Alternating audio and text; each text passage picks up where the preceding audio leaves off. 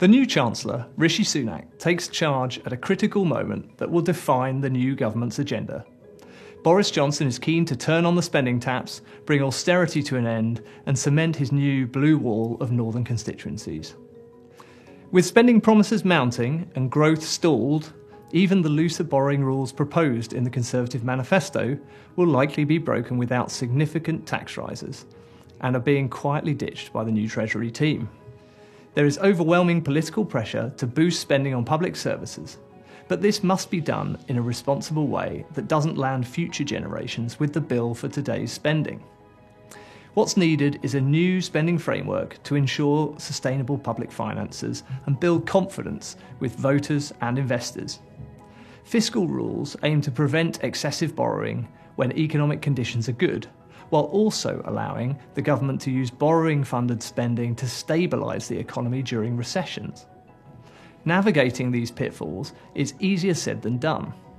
Recent history is littered with the wreckage of past frameworks which all failed in the face of unexpected economic developments. The rules in the 2019 Conservative manifesto would have been just the latest in a long line of rules too brittle to last. But rules that fail at times of economic uncertainty, when confidence in the government's plans is most needed, undermine their purpose. What would be a better and more durable approach? We propose an all-weather fiscal framework consisting of 4 elements. First, the Chancellor should set a long-term target for government debt to GDP. The Office for Budget Responsibility would turn this into an annual deficit limit consistent with that debt target. The second is a real-time test of the affordability of new borrowing. When borrowing is unusually cheap, the deficit limit will be raised. If it was more expensive, the deficit limit would be cut. These adjustments to the deficit limit will be temporary until the cost of borrowing returns to normal levels. Third, an escape clause would temporarily allow more borrowing to fight recessions, but return the government to the sustainable borrowing path once the economy recovers.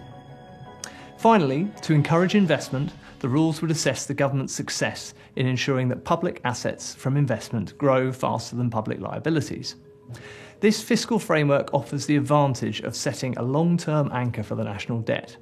At the same time, it allows borrowing to respond both to economic shocks and times like today when the affordability of debt is unusually high.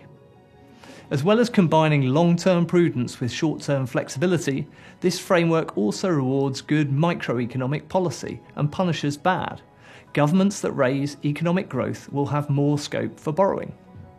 For too long, fiscal rules designed to govern the UK's public finances have been rewritten and broken, undermining their purpose.